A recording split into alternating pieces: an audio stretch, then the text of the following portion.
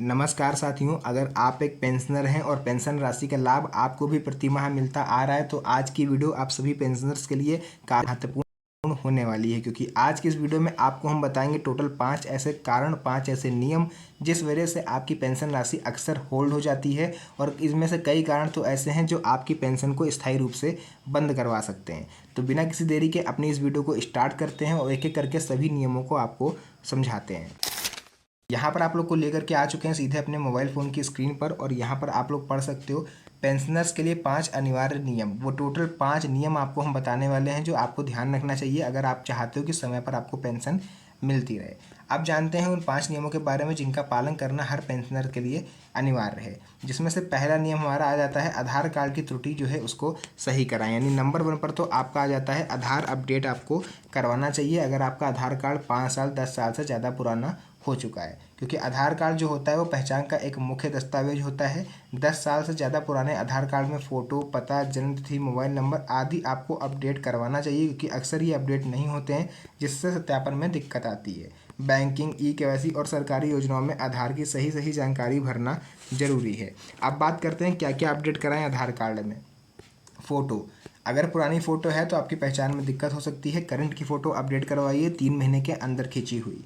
जन्म तिथि, गलत जन्म तिथि अगर धोखे से दर्ज हो गई है तो उसको चेंज कराइए, या फिर कहीं ऐसा है कि आधार कार्ड में जन्म तिथि कुछ और है और किसी सरकारी दस्तावेज में जन्म तिथि कुछ और है, तो ये दोनों मिसमैच नहीं होने चाहिए, जन्म तिथि सेम होनी चाहिए, तो ये आपको ध्यान रखना है। पता, सही पता ना होने से दस्तावेज मेल नहीं खाते हैं। मात्राएं, स्पेलिंग या नाम, पता आदि आपको कोई भी करते समय या बैंक अकाउंट डिटेल्स आप भर रहे हो उसमें आपकी जो स्पेलिंग वगैरह है या फिर मात्राएं हैं या नंबर्स होते हैं वो आगे पीछे हो जाते हैं, जिस वजह से आपको प्रॉब्लम हो सकती है। मोबाइल नंबर लिंक ना होने पर OTP आधारित सत्यापन आपका नहीं हो पाएगा। इसी के साथ साथ आधार अपडेट कैसे कराएं, कहाँ कराएं, तो देखिए सिंपल सा जवाब है, CSC सेंटर पर करा सकते हो आप, या फिर कहीं पर भी आप किसी सरकारी कैंप में जाके करा सकते हो। डॉक्यूमेंट्स जो आपको लेके जाने हैं वो पुराना आधार, पहचान पत्र, एड्रेस प्रूफ, मोबाइल नंबर वगैरह आपको लेके जाना है। समय आपको लगभग हफ्ते भर का लगता है, आपको नया आधार मिल जाएगा। नहीं कराएंगे अपडेट तो आपका ई-केवाईसी नहीं हो पाएगा, जिस वजह से आपका पेंशन जो है वो रुक सकती है। बाकी जो भी जानकारी आप यहाँ पर पढ़ सकते हो, मैं एक एक करके अगर सारी चीज़ें बताऊँगा तो काफ़ी ज़्यादा टाइम हो जाएगा एंड वीडियो काफ़ी ज़्यादा लंबा हो जाएगा। उसके बाद दूसरा नियम देखिए आपको बता देते हैं हम, जो मेन चीज़ें हैं वो मैं आपको बता दे रहा हूँ। दूसरा सबसे इंपॉर्टेंट नियम ये है कि पेंशन का आपको ई-केवाईसी करा लेना है अगर आपकी भी पेंशन रुकती है। देखिए ई-केवाईसी क्या होता है, ये एक डिजिटल पहचान सत्यापन प्रक्रिया है। इसमें आपका आधार नंबर और बायोमेट्रिक OTP के माध्यम से आपकी पहचान को वेरीफाई किया जाता है। गवर्नमेंट ये जानना चाहती है कि जो पेंशन है वो सही व्यक्ति तक पहुंच रही है, कोई फ्रॉड तो नहीं हो रहा है। तो इन सब वजह से आपका जो ई-केवाईसी है वो करवाया जाता है। सरकार ने सभी पेंशनर्स के लिए ई-केवाईसी अनिवार्य कर दिया है, तो अब आपको भी ई-केवाईसी कराना पड़ेगा। ई-केवाईसी क्यों जरूरी है, क्योंकि सरकार ये जानना चाहती है कि लाभार्थी जीवित है या नहीं। पात्र और अपात्र लाभार्थियों की पहचान फर्जीवाड़ा रोकना इसका उद्देश्य है। अगर आप ई-केवाईसी नहीं कराओगे तो आपकी पेंशन ट्रांसफ़र नहीं होगी। और कई राज्यों में अप्रैल, मई, जून 2025 की पेंशन उन्हीं को मिली है जिन्होंने ई-केवाईसी अपना समय से करा लिया था। भविष्य में पेंशन स्थायी रूप से बंद हो सकती है अगर आपने अपना समय पर ई-केवाईसी नहीं कराया। कैसे कराना है, किसी भी CSC सेंटर पर जाकर के या फिर बैंक ऑफिस में जाकर के आप अपना ये ई-केवाईसी करा सकते हो। और यहाँ पर एक चीज़ और आपको बता दें, अक्सर लोग में कन्फ्यूजन रहती है कि हमें कितनी बार ई-केवाईसी कराना है। तो देखिए अगर आपका पहले से ई-केवाईसी हो चुका है तो आपको दोबारा कराने की ज़रूरत नहीं है। लेकिन अगर आपका पहले ई-केवाईसी हुआ था, उसके बाद आपने अपने आधार में कुछ करेक्शन करवाया है, like address, date of birth, mobile number, photo वगैरह, या फिर कुछ भी चेंज हुआ है, तो फिर आपको एक बार फिर से अपना ई-केवाईसी कराना होगा ताकि आपकी सही और अपडेट जानकारी गवर्नमेंट तक पहुँचे। उसका तीसरा नियम आपको बता देते हैं, बैंक खाते को आधार से लिंक कराना है, NPCI मैपिंग और DBT इनेबल कराना है। देखिए आपका काम ये नहीं होता है NPCI मैपिंग, आपका काम केवल इतना होता है बैंक खाते को आधार से लिंक कराना। जरूरी क्यों है, क्योंकि सरकार की सभी योजनाओं की राशि, चाहे पेंशन हो, सब्सिडी हो, स्कॉलरशिप हो, PM किसान सम्मान निधि योजना हो, कोई भी योजना हो, उसका अगर आर्थिक सहायता गवर्नमेंट आपको देती है तो फिर सीधे लाभार्थी के बैंक खाते में डायरेक्ट बेनिफिट ट्रांसफ़र के माध्यम से भेजा जाता है, यानी DBT के माध्यम से ही भेजा जाता है। आधार लिंकिंग और NPCI मैपिंग के बिना DBT संभव नहीं है। आपको केवल जाके देखिए क्या करना है। NPCI मैपिंग क्या होती है, national payments corporation of India mapping का अर्थ है कि आपका बैंक खाता आधार नंबर NPCI के प्लेटफॉर्म पर लिंक होगा।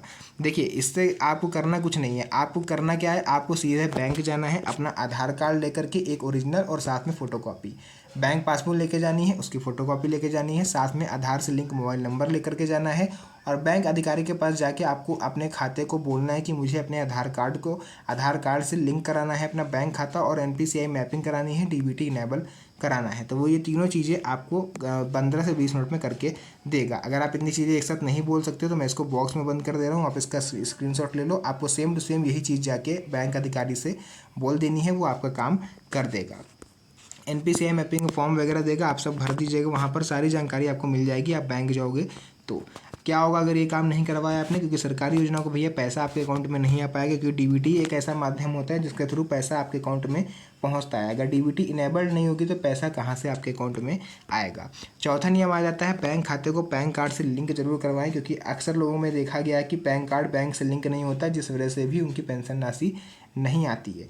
जरूरी इसलिए है क्योंकि सरकार ने बैंकिंग प्रणाली में पारदर्शिता और फर्जी खातों को रोकने के लिए पैन कार्ड की लिंकिंग अनिवार्य की है। आयकर विभाग की गाइडलाइंस के अनुसार 50,000 रुपये से अधिक लेन देन, FD, पेंशन आदि के लिए पैन कार्ड जरूरी है। कई राज्यों में पेंशन के लिए भी पैन लिंकिंग अनिवार्य है। इस वजह से आपको पैन कार्ड को भी बैंक खाते से लिंक करा लेना चाहिए। अगर पैन कार्ड नहीं है तो उसको बनवा करके आप उसको बैंक से लिंक करवाएं। ना कराने पर क्या होगा, बैंकिंग सेवाएं आपकी बाधित हो सकती हैं, पेंशन भी अटक सकती है। पांचवा नियम आ जाता है, जो सबसे लोग अक्सर यही गलती करते हैं और सबसे ज़्यादा गलतियाँ इसी में होती हैं। जब वो पेंशन का एप्लीकेशन फॉर्म भरते हैं तो उसमें वो लोग गलतियाँ कर देते हैं।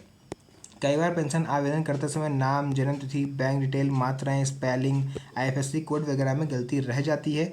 कहीं से भी आप देखिए फॉर्म भरवा रहे हो, खुद तो आप फॉर्म भरते नहीं हो, CSC सेंटर वाले से भरवाओगे, बैंक अधिकारी वाले से भरवाओगे, तो वो आवेदन करते समय मानवीय त्रुटि हो सकती है, हो सकता है उसका ध्यान ना गया हो, तो वो आपके नाम की स्पेलिंग या फिर IFSC कोड या बैंक अकाउंट नंबर थोड़ा बहुत इधर से उधर आगे पीछे कर दे, जिस वजह से आपको प्रॉब्लम होगी और आपका जो आपका एप्लीकेशन फॉर्म होगा वो जांच में गलत मिलने पर आपका आवेदन रिजेक्ट या पेंडिंग हो जाएगा। अब ये कैसे पता करेंगे गलती कहाँ हुई है, तो आपको अपना जो रजिस्ट्रेशन नंबर मिलता है, एप्लीकेशन नंबर मिलता है, उसके थ्रू अपने आवेदन को आपको चेक करना है। उसमें पेंडिंग, रिजेक्टेड या करेक्शन रिक्वायर्ड दिखाएगा, इन तीनों में से कुछ भी दिखाएगा, उसका सोल्यूशन आपको वहीं पर मिल जाएगा। पेंडिंग या रिजेक्टेड दिखा रहा है तो आपको ये दिखाएगा कि क्या गलती आपसे हुई है, क्या डॉक्यूमेंट आपका रह गया, तो वो आपको लगा देना है, आपका करेक्शन हो जाएगा। साथ ही साथ अगर करेक्शन रिक्वायर्ड दिखा रहा है तो इसका मतलब ये है कि आपने आधार कार्ड, बैंक अकाउंट या फिर कहीं ना कहीं आपने स्पेलिंग की या मात्राओं की या नंबर्स की गलती करी है, उसे आपको सुधारना है। इसी के साथ करेक्शन कैसे करवाना है, CSC सेंटर या संबंधित कार्यालय में जाकर के भी आप इसमें करेक्शन करवा सकते हो। और आपको बता दें किन किन जगह पर गलती हो सकती है, मैंने आपको ऑलरेडी बताया। नाम, पिता का नाम, पति का नाम, जन्म तिथि, पता, बैंक खाता संख्या, IFSC कोड, इन सब में गलती हो सकती है। अगर आप नहीं कराओगे तो आपका आवेदन रिजेक्ट या पेंडिंग हो सकता है। तो जो भी जानकारी थी मैंने पूरा क्लियर बता दिया। वीडियो पसंद आई तो वीडियो को लाइक करके चैनल को सब्सक्राइब जरूर करिएगा, क्योंकि ऐसी वीडियोज़ मैं आपके लिए बनाता रहता हूँ। तो मिलते हैं आप सभी से नेक्स्ट वीडियो में एक और अच्छी इंटरेस्टिंग मज़ेदार वीडियो के साथ। तब तक के लिए धन्यवाद। जय हिंद।